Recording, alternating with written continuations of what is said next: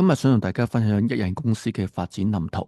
咁喺網上邊就揾咗好多一人公司嘅資料啦。咁比較缺少點樣去發展呢個一人公司嘅一個藍圖嘅。咁啊，今日用我嘅經驗啦，會俾一個主要發展嘅藍圖俾你哋大家去了解。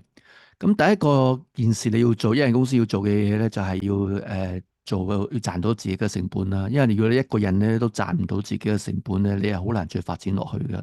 咁最簡單，你一人咧，公司你最簡單嘅話就唔好咁多支出啦，最好就喺屋企開始做你個事業啦。因為唔使租一個店鋪，其實你就節省咗好多開支噶。咁屋企其實好多嘢可以用得翻，咁你用SOHO嘅屋企去做嘢，最重要嘅。咁除咗慳呢個成本嘅話，最重要其實都係要賺你個收入，即係賺你個成本。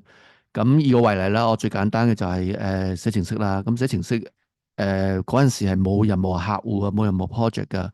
咁我都要做一啲免費嘅產品去掉出去市場，話俾你知我可以做啲乜嘢。咁啊，慢慢先揾到啲客去賺一個最基本嘅成本。咁好多人其實用我呢一套去行嘅，比較難行嘅原因係因為佢哋揾唔到客，揾唔到賺錢嘅嘢。另外一個原因咧就係佢哋發展嘅嘢咧冇得重賣啊！我見到有啲人幫人寫網站啦，咁寫一個、兩個、三個，全部都係要時間去做。咁例如有啲行家啦，就寫程式嘅，但係寫完個程式佢就擺喺度冇去做宣傳，根本賣唔到。所以以我為例啦，我最重要嘅一個發展嘅方向咧，就係做咗某啲產品係可以賣到嘅。當時最重要就係個漫畫租借系統啦，嗰陣時就變咗個影碟租借系統啦。咁嗰陣時開始就做產品就賣到，咁之後先開始有呢個零售啊、美容啊、髮廊啊呢啲咁嘅軟件咧，其實係可以慢慢去賣嘅。咁嗰陣時就開始第三步就係揾人才去幫手去銷售啦。因為一個人其實好難去發大嘅，但係你首先就賺咗你一個人嘅成本先啦。咁嗰陣時我應該發展2年3年，應該每個月都有穩定嘅1萬2萬嘅收入。咁嗰陣時對我嚟講，其實係一個非常少嘅一個收入嚟嘅，但係起碼可以養得起自己。咁所以我首先話要慳成本，就要喺屋企開始做，就唔好搞咁多嘢。咁啊，做咗啲產品啊，我嗰陣時就發展咗5個產品係賣到嘅，先開始去第三個就揾啲人嚟幫我賣。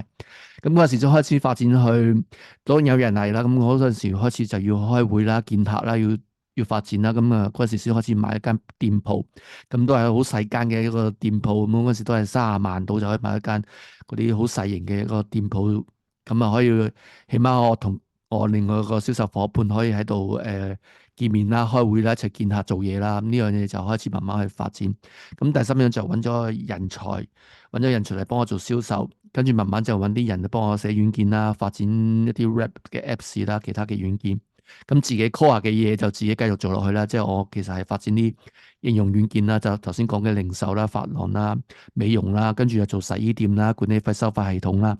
咁呢個係發展得而家最好嘅一個系統咧，就幫啲管理公司按法團去收管理費啦。咁呢度其實我暫時都有幾多大客去做呢樣嘢。如果大家有呢方面嘅發展咧，可以走嚟同我去傾，因為其實我有好多資源嘅。資源就係我發展咗好多系統啦。咁系統之後就會發展好多客戶啦。咁例如呢個管理費收費系統就會有好多管理公司啦，有好多呢個立案法團啦，有好多客戶啦。咁呢啲全部資源嚟㗎。咁佢哋用咗我個系統。咁我其實就想揾啲人嚟一齊發展呢啲咁嘅系統嘅。咁未來其實會同大家分享更加多啲咁嘅發展嘅方向。咁今日主要就係要發展一個一人公司要發展嘅一個藍圖啦。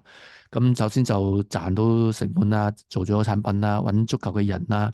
最後一個就發展一個系統，個系統就可以令到嗰班人啦、嗰班系統啦、嗰班你嘅技術啦，可以慢慢去揾，慢慢去幫你賺錢。咁呢個就係一人公司發展嘅一個藍圖。